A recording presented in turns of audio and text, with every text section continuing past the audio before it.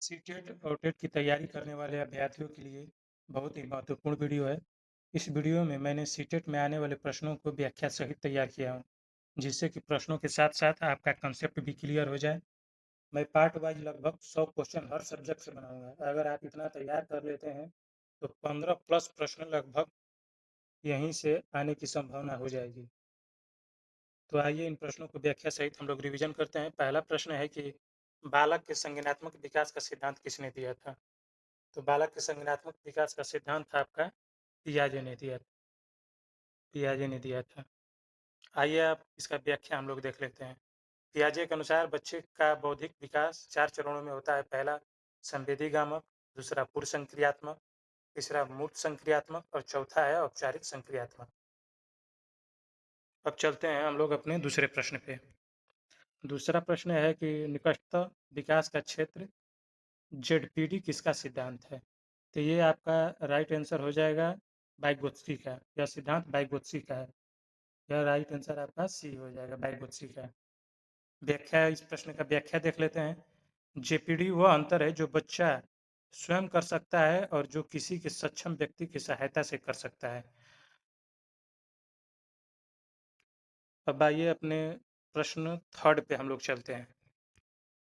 अगर आप प्रश्नों की व्याख्या सहित अगर आप तैयार कर लेते हैं, तो 15 प्लस क्वेश्चन आपका सीटेट में यहीं से आने की संभावना हो जाएगी। तो थर्ड प्रश्न को हम लोग देखते हैं। सीखने का प्रयास एवं त्रुटि का सिद्धांत किसने दिया था? तो इसका राइट आंसर हो जाएगा आपका सी, थर्ड नाइक ने। थर्ड नाइक ने। आइए इस प्रश्न का हम लोग व्याख्या देख लेते हैं। व्याख्या, इस सिद्धांत में बार बार प्रयास और गलतियों से सही उत्तर तक पहुंचा जाता है। थर्ड नाइक ने यह सिद्धांत दिया था कि अगर आप बार बार गलती कर रहे हैं, बार बार प्रयास कर रहे हैं, तो लास्ट में आप सही उत्तर तक पहुंच सकते हैं। आइए चौथे प्रश्न पे चलते हैं। चौथा प्रश्न है कि निम्न में से कौन सा आंतरिक अभिप्रेरणा का उदाहरण है? इंट्रिंसिक मोटिवेशंस, मतलब जो अंदर से अभिप्रेरणा होके काम करे, जिसकी अंदर की रुचि हो। तो इसका राइट आंसर हो जाएगा कि पुरस्कार पाने के लिए पढ़ना, अंक पाने के लिए पढ़ना, या ज्ञान प्राप्त करने के लिए पढ़ना, या डांट से बचने के लिए पढ़ना। तो इसका राइट आंसर हो जाएगा कि जो आंतरिक अभिप्रेरणा है, कि जो अपनी रुचि के अनुसार पढ़ रहा है। तो इसका राइट आंसर हो जाएगा कि ज्ञान प्राप्त करने के लिए पढ़ना है। तो इसका राइट आंसर सी हो जाएगा। व्याख्या देख लेते हैं। जब व्यक्ति स्वयं की रुचि और संतुष्टि के लिए कार्य करता है, तो उसे आंतरिक अभिप्रेरणा कहते हैं। मतलब जब कोई छात्र अपने रुचि के लिए अंदर से अभिप्रेरित होकर किसी काम को करता है, तो उसे ही हम लोग आंतरिक अभिप्रेरणा कहते हैं। चलिए अगले प्रश्न की तरफ चलते हैं। अगला प्रश्न है कि बुद्धि का द्विकारक सिद्धांत किसने दिया था? तो इसका राइट आंसर हो जाएगा बी, स्पीयरमैन ने। स्पीयरमैन ने इसका सिद्धांत दिया था। इसका व्याख्या भी देख लेते हैं। प्रश्नों के साथ साथ हम व्याख्या को भी डिस्कस करते चलेंगे, जिससे कि आपका कंसेप्ट क्लियर हो जाए। तो व्याख्या में देखें, स्पीयरमैन ने जनरल और स्पेसिफिक बुद्धि का सिद्धांत दिया था। चलिए अगले प्रश्न की तरफ चलते हैं। अगला प्रश्न है कि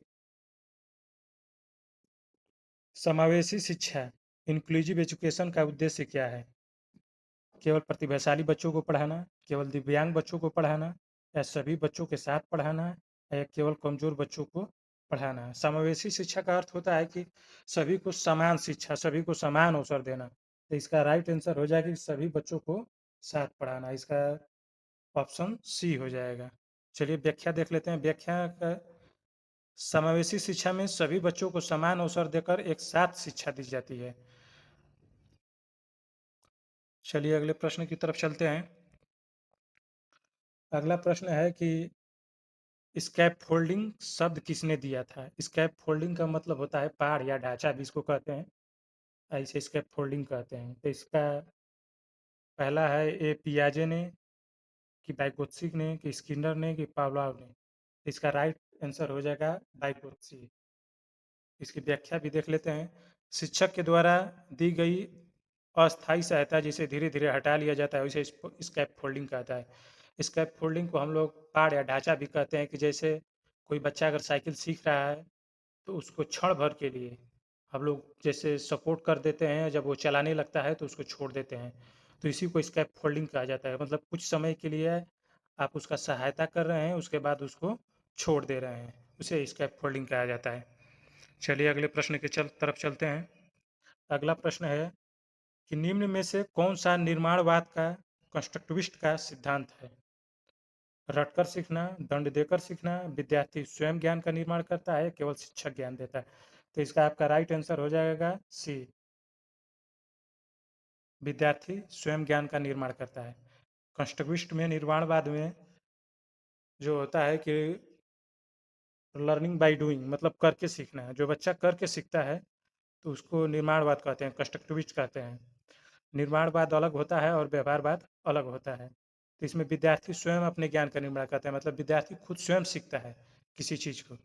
आइए इसको व्याख्या देख लेते हैं। निर्माणवाद के अनुसार सीखना एक सक्रिय प्रक्रिया है जिसमें विद्यार्थी स्वयं ज्ञान का निर्माण करता है, मतलब वो खुद चीज़ों को खोजता है, बनाता है, उस पर सीखता है। चलिए अगले प्रश्न की तरफ चलते हैं। करके सीखना, लर्निंग बाय डूइंग, किसका सिद्धांत है? तो ये इसका आपका राइट आंसर हो जाएगा जॉन ड्यूवी। जॉन ड्यूवी का व्याख्या देख लेते हैं। जॉन ड्यूवी का मानना था कि अनुभव और गतिविधियों के माध्यम से सीखना सबसे प्रभावी होता है। मतलब अनुभव और गतिविधि करके जब आप सीखते हैं तो सबसे प्रभावी होता है। अगले प्रश्न की तरफ चलते हैं। अगला प्रश्न है कि घटनात्मक मूल्यांकन का उद्देश्य क्या है, फॉर्मेटिव असेसमेंट का? तो इसका आपका राइट आंसर हो जाएगा सी, सीखने के दौरान सुधार करना। मतलब समेट फॉर्मेटिव असेसमेंट का मतलब होता है कि जब आप सीख रहे हैं तभी गलतियों को आप ध्यान में रखकर उसका सुधार करते हैं, उसको फॉर्मेटिव असेसमेंट कहा जाता है। और समेटिव असेसमेंट वो होता है कि जब आप अंतिम परिणाम में चीज़ों को देखकर और उसको एनालाइज करके उसको सुधार करते हैं तो उसको समेटिव असेसमेंट कहा जाता है। आइए हम लोग व्याख्या देख लेते हैं। घटनात्मक मूल्यांकन का उद्देश्य विद्यार्थी को सीखने की प्रगति जानकर समय पर सुधार करना होता है। मतलब विद्यार्थी जब सीख रहा है तभी उनकी गलतियों को पहचान कर उस गलती में सुधार कर देना ही फॉर्मेटिव असेसमेंट होता है। और समेटिव असेसमेंट ये होता है कि जब विद्यार्थी की पूरी प्रक्रियाओं को देखकर लास्ट में जब सुधारा जाता है उसे समेटिव असेसमेंट कहा जाता है। अगर आप इसी तरह 10-10 क्वेश्चन का हम पार्ट वाइज वीडियो बनाएंगे। अगर आप इसी तरह कॉन्सेप्ट वाइज वीडियो को देखकर आप प्रश्नों को तैयार करते हैं तो 15 प्लस प्रश्न सेम टू सेम यहीं से आने की संभावना बढ़ जाती है। तो चैनल को सब्सक्राइब करें और वीडियो आए तो प्रश्नों को रिवीजन करते रहें।